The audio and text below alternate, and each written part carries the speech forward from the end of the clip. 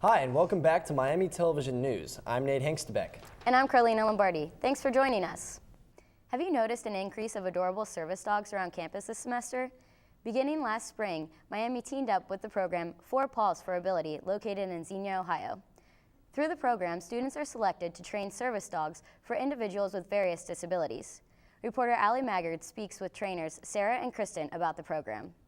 You may have seen some extremely adorable dogs in red vests walking around campus, the grocery store, or maybe even your classes, and wondered why they're there. I spent some time getting to the bottom of why and how these furry friends have become a part of Miami's community, and how a select number of students have decided to embark on a unique, challenging, but overwhelmingly rewarding commitment to help children in need. What we do is we help train service dogs from 4 Paws for Ability, so we do their socialization training. So what that means is they come everywhere with us. Everywhere we go, they go. So they'll be ready to go out as service dogs, and then when they're finished with us, they go back to 4 Paws, and they do their advanced training, so their specific training for the child they're going to.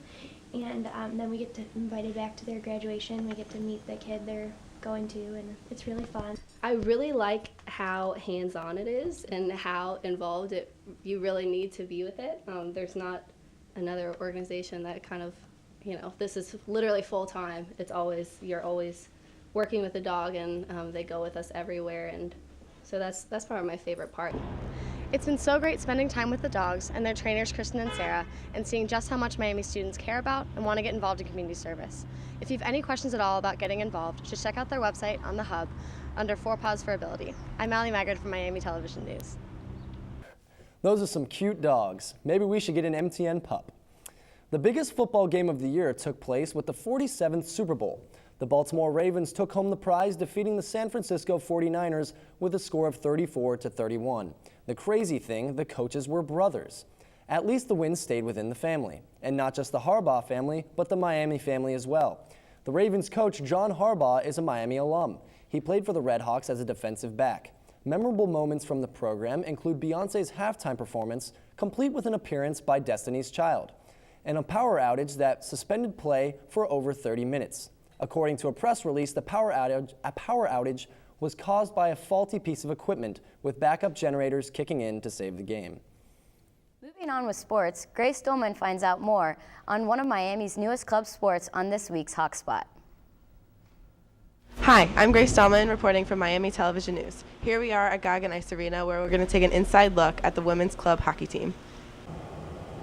Thinking 8 a.m. is tough? Try 5:30. These women wake up twice a week for morning practice. The program started 3 years ago, and the women on the team have enjoyed every minute of it. It's definitely been a journey. We started out skating once a month, like a volunteer professor and 5 players, to now we have a full coaching staff, a full roster. So it's been an awesome experience, and each year we get better.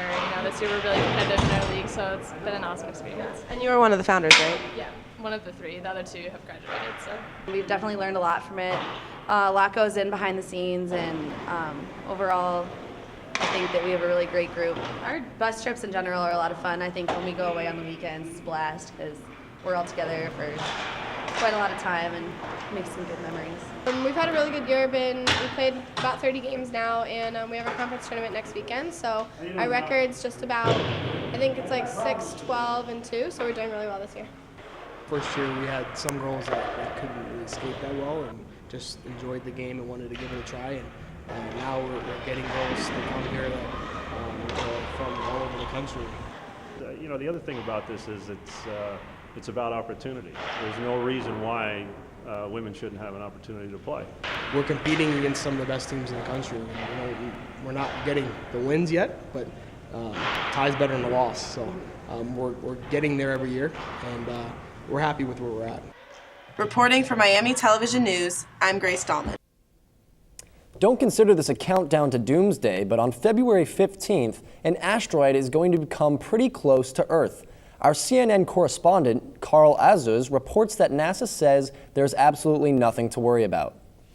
Asteroid 2012 DA14 is about half the size of a football field, and it's headed right for us. Well, right near us.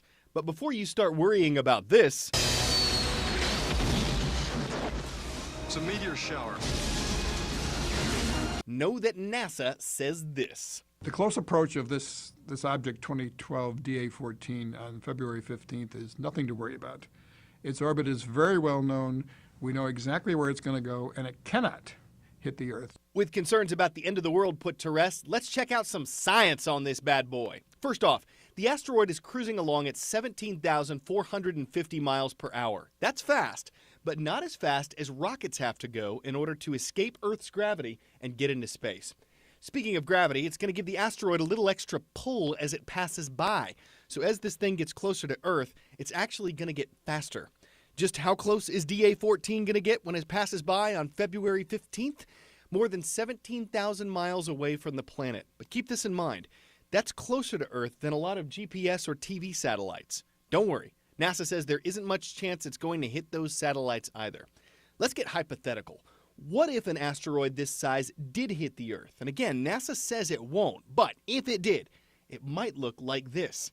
Tunguska, Russia, 1908, an asteroid around the same size came into the atmosphere, exploded, and leveled the trees over an area around 820 square miles.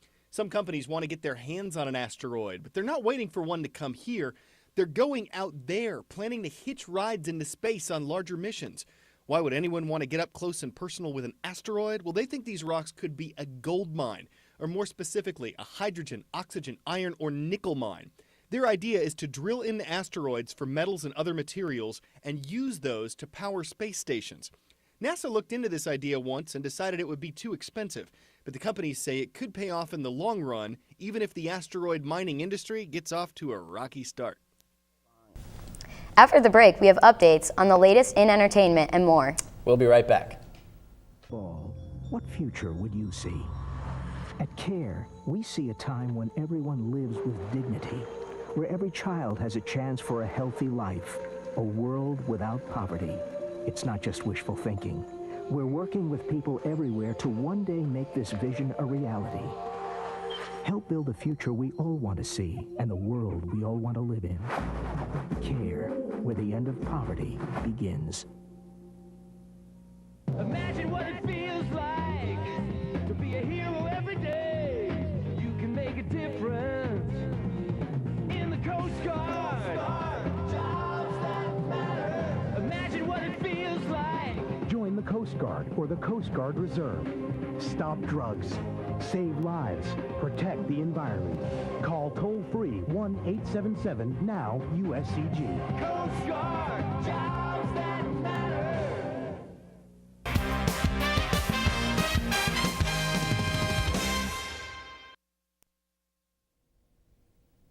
Welcome back to Miami Television News. MU grads Antonia Ellis and Lori Moline visited Miami and shared their wisdom of entering the media and public relations industries. They were college roommates and have stayed close throughout life and all their success. Ellis has worked as a producer in TV and in film for the past 19 years. She is the producer for the 4th season of Royal Pains and is best known for her Emmy-nominated HBO series, Sex and the City. Moline is a business communications specialist, and her past positions have included producer, director, and writer as a corporate communications manager. And she spent 12 years operating a freelance business for various hospitals. They left a bit of advice for everyone here at Miami. They say to follow your passions and do what you love. And while at Miami, start networking and branding yourself for your future.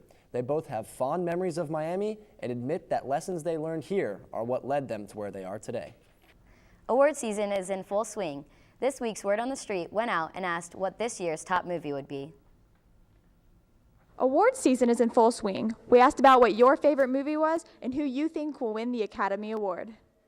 I saw Les Mis over winter break with my mom. Les Mis is one of the 10 movies nominated for Best Picture, with Anne Hathaway the frontrunner for Best Supporting Actress.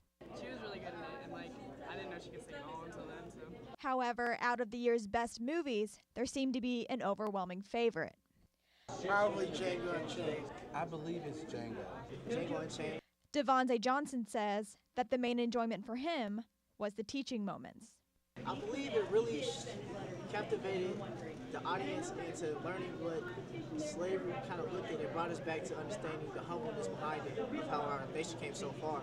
For the audience, Oscar attention isn't the only reason to go to the movies. I saw The Hobbit. Yeah, I saw Gangster Squad with Ryan Gosling. It's a very interesting portrayal of like the gangster squads in San Francisco and how they like link to Chicago. Other movies nominated include Lincoln, Argo, and Silver Linings Playbook. The Academy Awards air February 24th. This is Rebecca Tostine for Miami Television News. If it seems like everyone you know is on Facebook, you're mostly right. More than 2/3 of Americans are users of the social network. But as CNN's Allison Cossack explains, more and more people are starting to feel a little Facebook fatigue. There is such a thing as too much of a good thing. That's why more than 60% of Facebook users say they've taken extended breaks from the social media site, and it looks like that number is about to get bigger. According to a Pew Research survey, 27% of Facebook users say they plan to use the site less in 2013. Looking at their past behavior, 21% said the reason for their social media sabbatical boiled down to simply not having enough time. 10% said it was a waste of time, while another 10% just weren't interested in what the site was offering. Drama and gossip were deterrents for 9%, and interestingly enough, only a small number cited privacy concerns as the reason for their break. College students interviewed by CNN weighed in with other reasons as well. Too many people to keep up with. I think Facebook has just gone really far to the left of what it used to be. But not everyone who leaves Facebook comes back. Pew found that 20% of adults online without a current Facebook account used to use the site. With the number of untapped Facebook users dwindling, experts say it's key for the site to find ways to keep its members active, along with ways to make money off of them. I'm Allison Cossack in New York. 2013 will see a number of new faces on the Oxford business scene, starting with a new restaurant, Fuji Express. It will offer Japanese fast food. Manager Kevin Yang cited Miami's growing international student population and adventurous American students as motivation to build. The restaurant is expected to be open within the month. Oxford is also welcoming a new arrival in the nightlife scene. Interactive shop bar named The Hatch is moving into the space below 45 where Tonic used to be. The Hatch will feature a variety of over 100 different shots, many of them involving props such as tiaras, wigs, and skis. The Hatch will be strictly 21 and over, and it will be opened February 8th. Providing a much-needed boost of accommodation options, the Hampton Inn has also made its Oxford debut this winter. The hotel is already open, and the 74 guest rooms start at $99 a night. Thank you for joining us today. I'm Carlina Lombardi. And I'm Nate Hengstebeck. Have a great day, Miami.